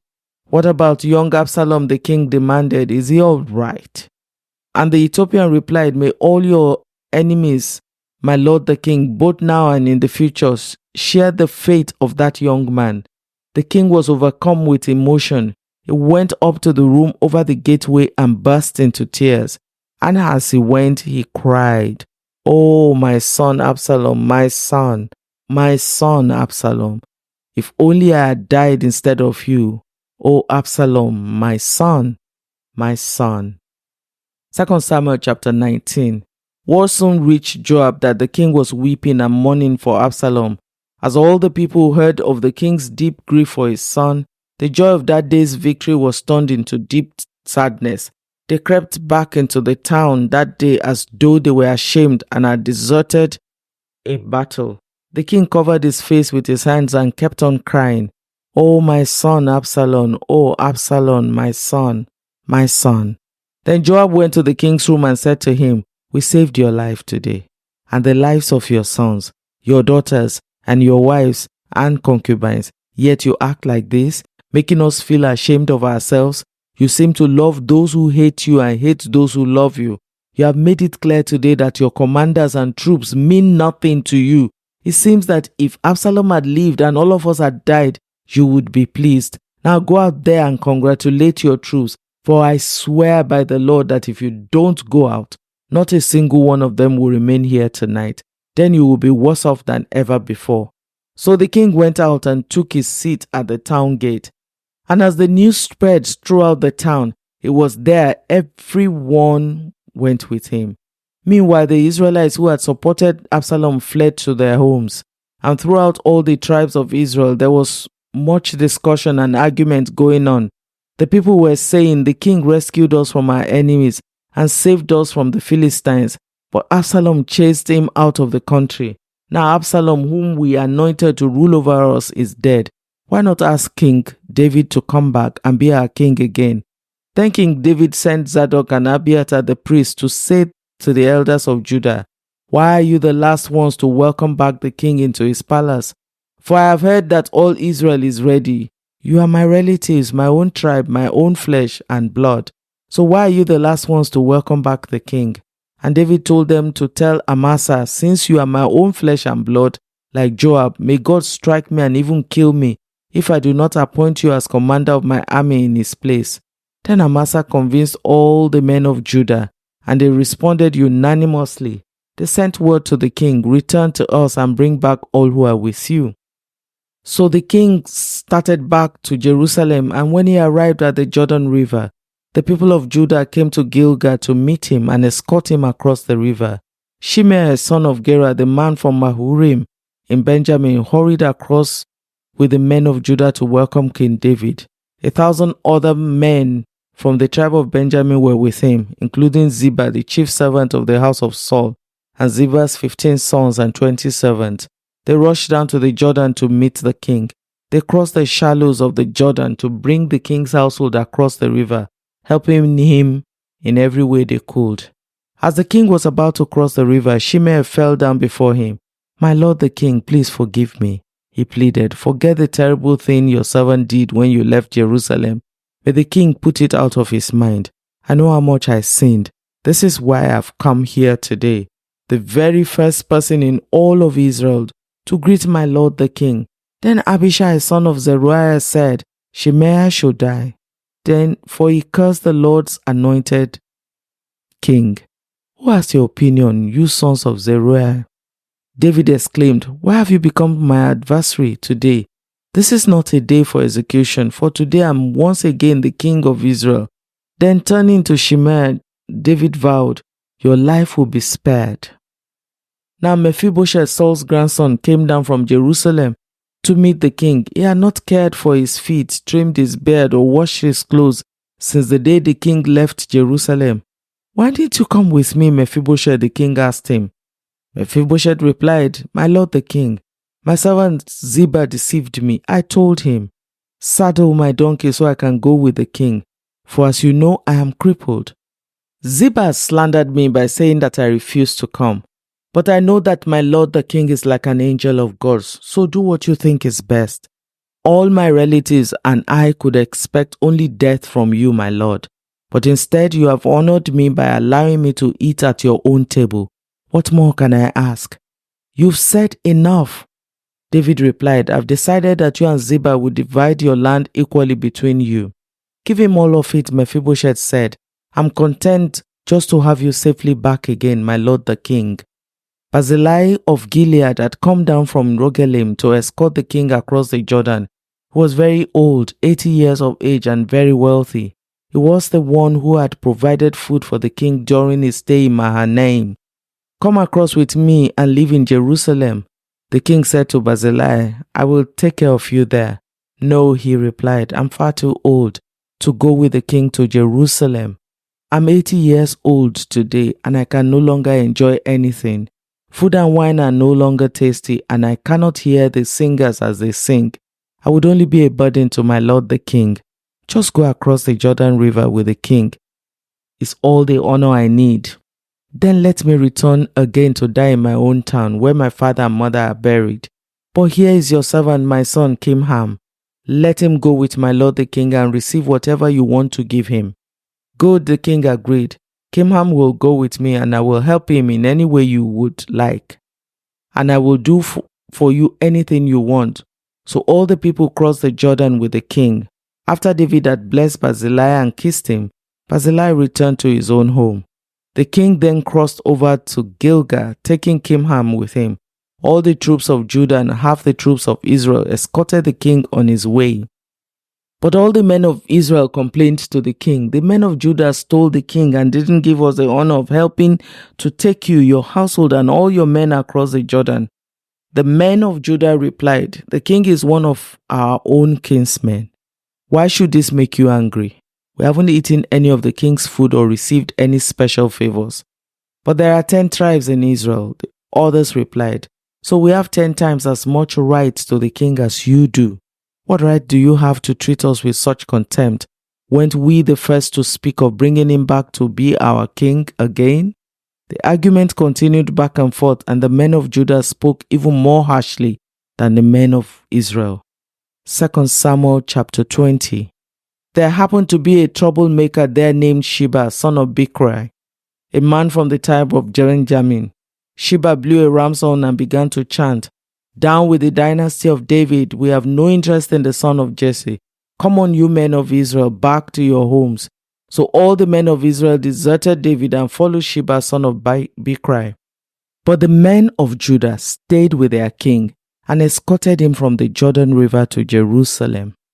When David came to his place in Jerusalem, he took the 10 concubines he had left to look after the palace and placed them in seclusion. Their needs were provided for, but he no longer slept with them.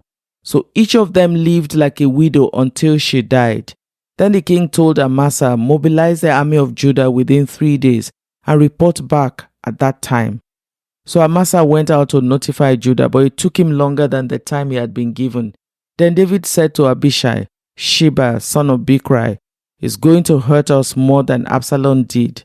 Quick, take my troops and chase after him before he gets into a fortified town where we can't reach him." So Abishai and Joab, together with the king's bodyguard and all the mighty warriors, set out from Jerusalem to go after Sheba.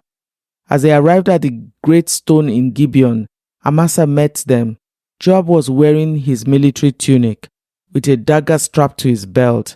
As he stepped forward to greet Amasa, he slipped the dagger from his sheath. "How are you, my cousin?" Joab said, and took him by the beard with his right hand as though to kiss him. Amasa didn't notice the dagger in his left hand, and Joab stabbed him in the stomach with it so that his inside gushed out onto the ground. Joab did not need to strike again. And Amasa soon died. Joab and his brother Abishai left him lying there and continued after Sheba. One of Joab's young men shouted to Amasa's troops, "If you are for Joab and David, come and follow Joab." But Amasa lay in his blood in the middle of the road, and Joab's man saw that everyone was stopping to stare at him. So he pulled him off the road into a field and threw a cloak over him. With Amasa's body out of the way, everyone went on with Joab to capture Sheba, son of Bichri. Meanwhile, Sheba traveled through all the tribes of Israel and eventually came to the town of Abel-Maachah. All the members of his own clan, the Bichrites, assembled for battle and followed him into the town. When Joab's forces arrived, they attacked Abel-Maachah. They built a siege ramp against the town's fortifications and began battering down the wall. But a wise woman in the town called out to Joab, "Listen to me, Joab. Come over here so I can talk to you." As he approached, the woman asked, "Are you Joab?" "I am," he replied. So she said, "Listen carefully to your servant." "I'm listening," he said. Then she continued, "There used to be a saying, if you want to settle an argument, ask advice at the town of Abel. I am one who is peace-loving and faithful in Israel, but you are destroying an important town in Israel. Why do you want to devour what belongs to the Lord?" And Joab replied, "Believe me, I don't want to devour or destroy your town. That's not my purpose. All I want is a man named Sheba, son of Bichri, from the hill country of Ephraim, who has revolted against King David. If you hand over this one man to me, I will leave the town in peace." "All right," the woman replied, "we will throw his head over the wall to you." Then the woman went to all the people with her wise advice, and they cut off Sheba's head and threw it out to Joab. So he blew the ram's horn and called his troops back from the attack. They all returned to their homes, and Joab returned to the king at Jerusalem. Now Joab was the commander of the army of Israel. Benaiah, the son of Jehoiada, was captain of the king's bodyguard. Adoniram was in charge of forced labor. Jehoshaphat, son of Ahilud, was a royal historian. Shiva was a court secretary. Zadok and Abiathar were the priests, and Ira, a descendant of Jair, was David's personal priest. 2 Samuel chapter 21. There was a famine during David's reign that lasted for 3 years. So David asked the Lord about it, and the Lord said, "The famine has come because Saul and his family are guilty of murdering the Gibeonites." So the king summoned the Gibeonites. They were not part of Israel, but were all that was left of the nation of the Amorites. The people of Israel had sworn not to kill them, But Saul, in his zeal for Israel and Judah, tried to wipe them out. David asked them, "What can I do for you? How can I make amends so that you will bless the Lord's people again?" "Well, money can't settle this matter between us and the family of Saul," the Gibeonites replied. "Neither can we demand the life of anyone in Israel." "What can I do then?" David asked. "Just tell me and I will do it for you." Then they replied, "It was Saul who planned to destroy us, to keep us from having any place at all in the territory of Israel. So let 7 of Saul's sons be handed over to us, and we would execute them before the Lord at Gibeon, on the mountain of the Lord." "All right," the king said, "I will do it." The king spared Jonathan's son Mephibosheth, who was Saul's grandson, because of the oath David and Jonathan had sworn before the Lord. But he gave them Saul's 2 sons, Ammoni and Mephibosheth, whose mother was Rizpah, daughter of Aiah. He also gave them 5 sons of Saul's daughter Merab, the wife of Adriel, son of Barzillai from Meholah. The men of Gibeon executed them on the mountain before the Lord. So all 7 of them died together at the beginning of the barley harvest. Then Rizpah, daughter of Aiah, the mother of 2 of the men, spread burlap on a rock and stayed there the entire harvest season. She prevented the scavenger birds from tearing at their bodies during the day and stopped wild animals from eating them at night.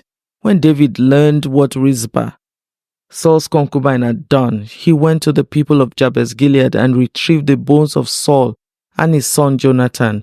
When the Philistines had killed Saul and Jonathan on Mount Gilboa, the people of Jabez Gilead stole their bodies from the public square of Bethshan, where the Philistines had hung them.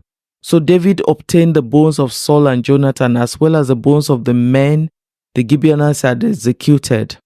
Then the king ordered that they bury the bones in the tomb of Kish, Saul's father, at the town of Zillah in the land of Benjamin.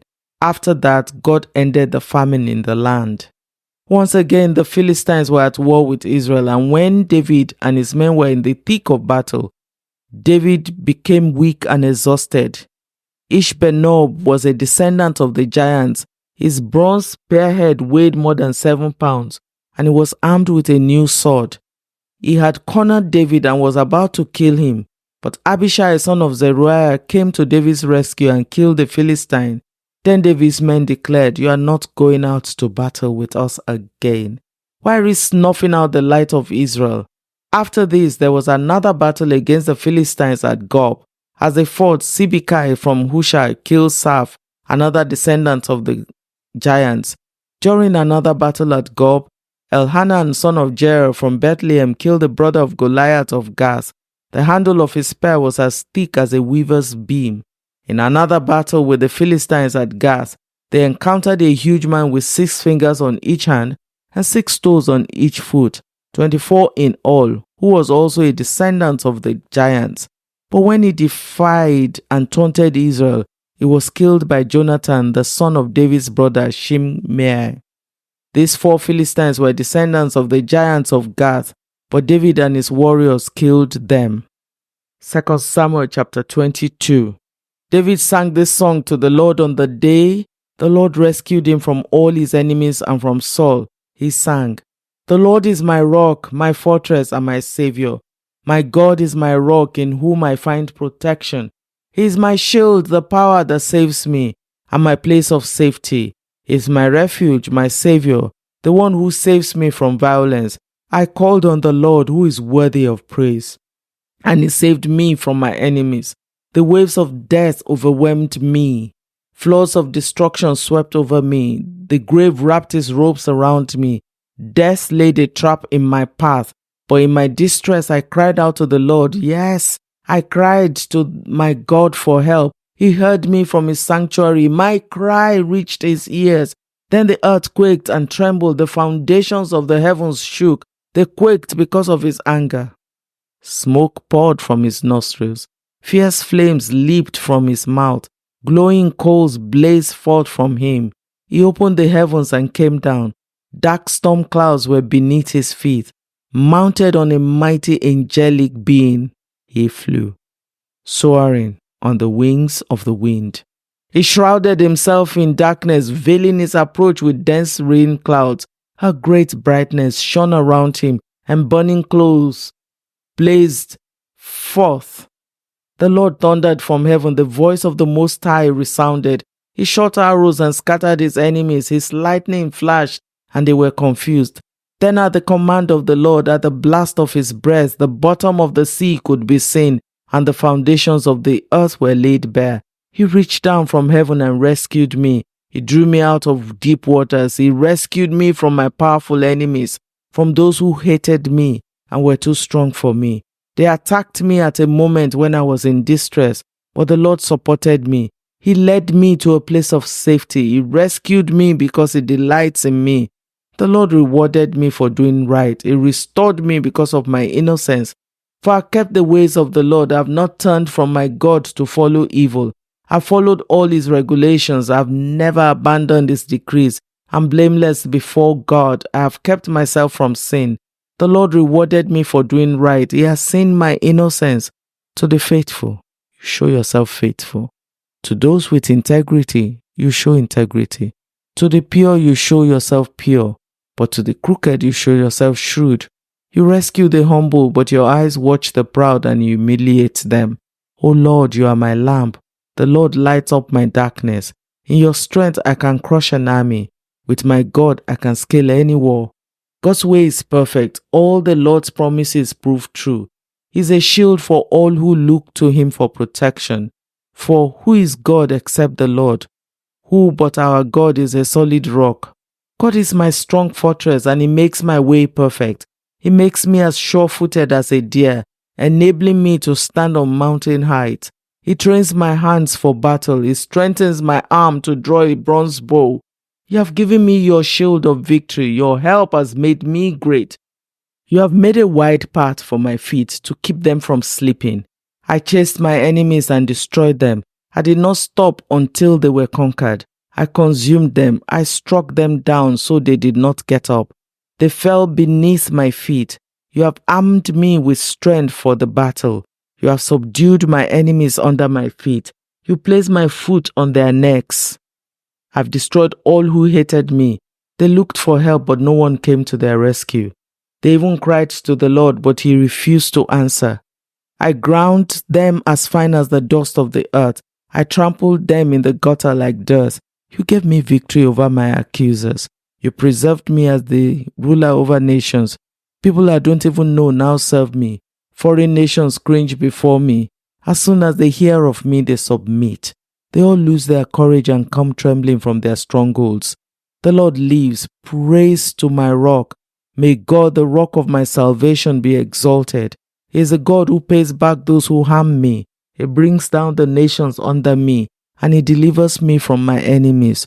You hold me safe beyond the reach of my enemies. You save me from violent opponents. For this, O Lord, I will praise You among the nations. I will sing praises to Your name. You give great victories to Your king.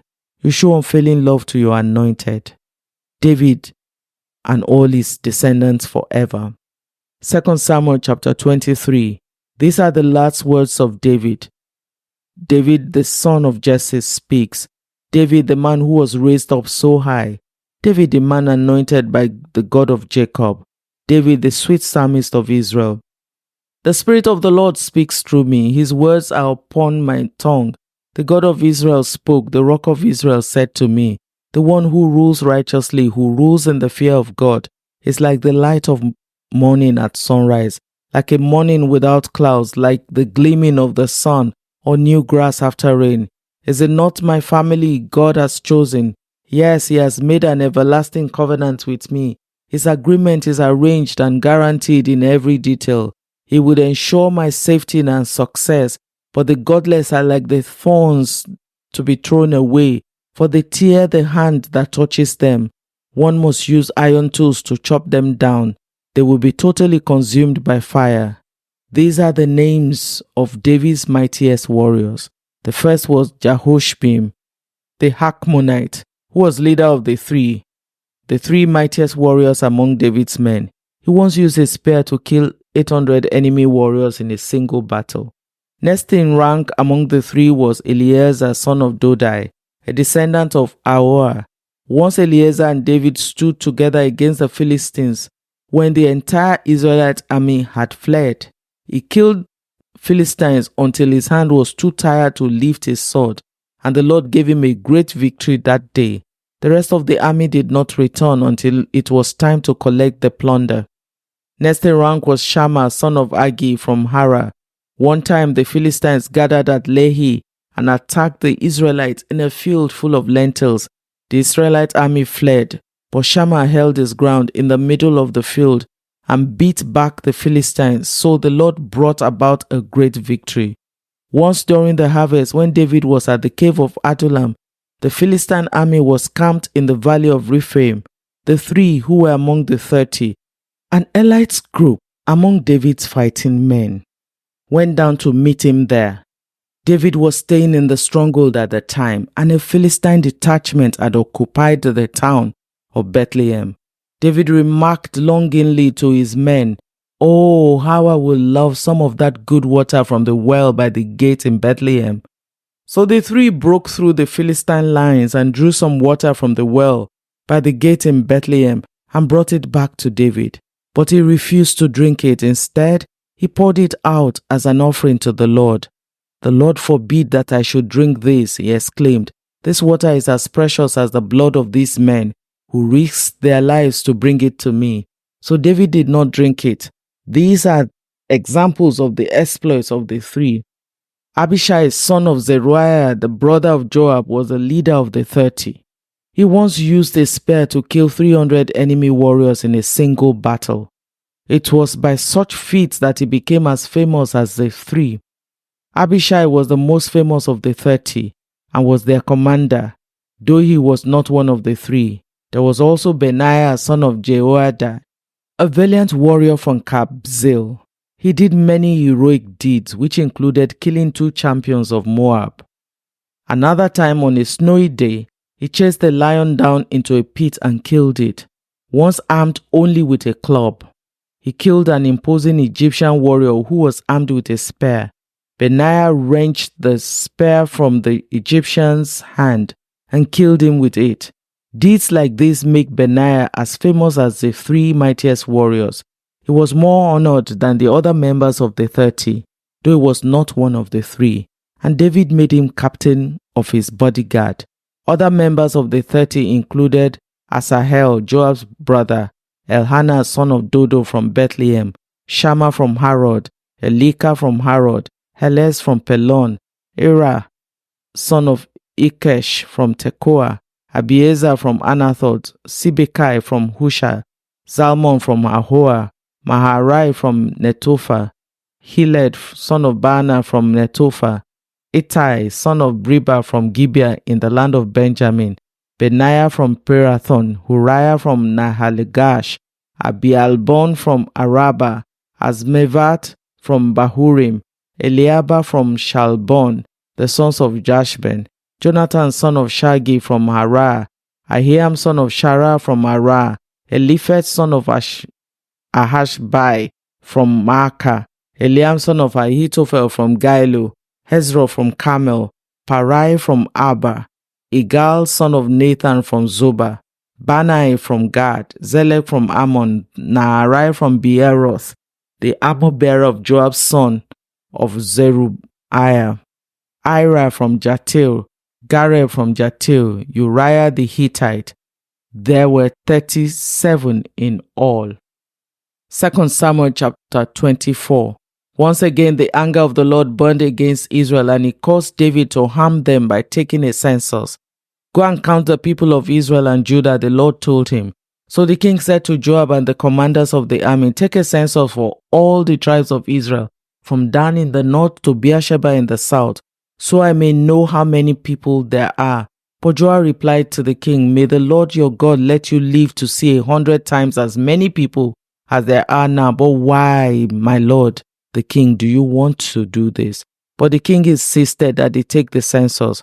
So Joab and the commanders of the army went out to count the people of Israel. First they crossed the Jordan and camped at Aroah south of the town in the valley in the direction of Gad. Then they went on to Jazer, then to Gilead in the land of Tatim Hodshai, and to Dan Jan and around Sidon. Then they came to the fortress of Tyre and all the towns of the Hivites and Canaanites. Finally, they went south to Judah as far as Beersheba. Having gone through the entire land for 9 months and 20 days, they returned to Jerusalem. Joab reported the number of the people to the king. There were 800 capable warriors in Israel who could handle a sword, and 500,000 in Judah. But after he had taken the census, David's conscience began to bother him, and he said to the Lord, I have sinned greatly by taking this census. Please forgive my guilt, Lord, for doing this foolish thing. The next morning, the word of the Lord came to the prophet Gad, who was David's seer. This was the message. Go and say to David, this is what the Lord says. I will give you 3 choices. Choose one of these punishments, and I will inflict it on you. So Gad came to David and asked him, will you choose 3 years of famine throughout your land, 3 months of fleeing from your enemies, or 3 days of severe plague throughout your land? Think this over and decide what answer I should give the Lord who sent me. I'm in a desperate situation, David replied to Gad, but let us fall into the hands of the Lord, for his mercy is great. Do not let me fall into human hands. So the Lord sent a plague upon Israel that morning, and it lasted for 3 days. A total of 70,000 people died throughout the nation, from Dan in the north to Beersheba in the south. But as the angel was preparing to destroy Jerusalem, the Lord relented and said to the death angel, stop. That is enough. At that moment, the angel of the Lord was by the threshing floor of Araunah the Jebusite. When David saw the angel, he said to the Lord, I'm the one who has sinned and done wrong, but these people are as innocent as sheep. What had they done? Let your anger fall against me and my family. That day, Gad came to David and said to him, go up and build an altar to the Lord on the threshing floor of Araunah the Jebusite. So David went up to do what the Lord had commanded him. When Araunah saw the king and his men coming towards him, he came and bowed down before the king, with his face to the ground. Why have you come, my lord the king? Araunah asked. David replied, I have come to buy your threshing floor and to build an altar to the Lord there, so that he will stop the plague. Take it, my lord the king, and use it as you wish. Araunah said to David, here are oxen for the burnt offering, and you can use the threshing boards and ox yokes for wood to build a fire on the altar. I will give it all to you, your majesty, and may the Lord your God accept your sacrifice. But the king replied to Araunah, no, I insist on buying it, for I will not present burnt offerings to the Lord my God that have cost me nothing. So David paid him 50 pieces of silver for the threshing floor and the oxen. David built an altar there to the Lord and sacrificed burnt offerings and peace offerings, and the Lord answered his prayer for the land, and the plague on Israel was stopped.